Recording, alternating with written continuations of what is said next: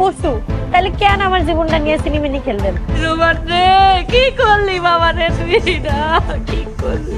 তুমি তলে তলে জামালের কাছ থেকে পয়সা খায় মামলা উঠাই নিবা, আর আমি বসে বসে আঙুল।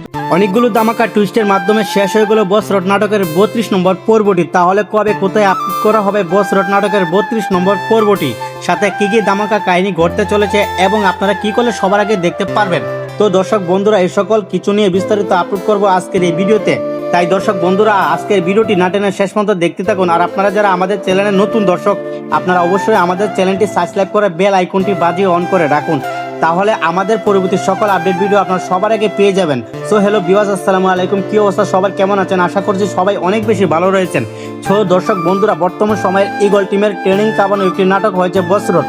দেখতে দেখতে এই নাটকে ইতিমধ্যে 31তম পর্বটি আপলোড হয়ে গেছে। অনেকগুলো ধামাকা টুইস্টের মধ্যে শেষ হলো 31তম পর্বটি। বন্ধুরা, আপনারা যারা এখনো 31তম পর্বটি দেখেননি তারা অবশ্যই দেখে নেবেন ইগল ইসলামিক ইউটিউব চ্যানেল থেকে। আর আপনারা যারা ইতিমধ্যে দেখে নিয়েছেন তারা অবশ্যই কমেন্টের মাধ্যমে আপনাদের মতামত জানাতে ভুলবেন না। অবশ্যই বলে যাবেন আপনাদের কাছে ইগল টিমের বস রোড নাটকটি কেমন লেগেছে। তো বন্ধুরা, 31তম পর্বে যেমন কাহিনী ঘটে গিয়েছিল, ঠিক তেমনি 32তম পর্বে তার চেয়ে ইমোশনাল ও মোটিভেশনাল হৃদয় কাঁপানো একটি টুইস্ট আসতে চলেছে 32 নম্বর পর্বে।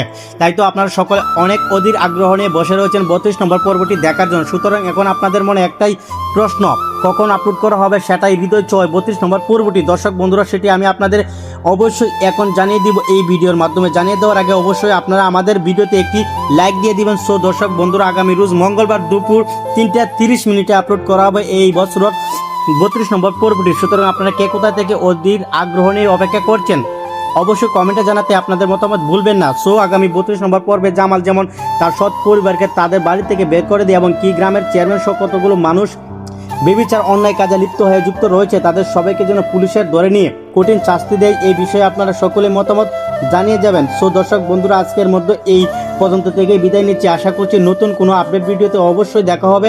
এই পর্যন্ত সকলেই ভালো থাকবেন। আল্লাহ হাফেজ।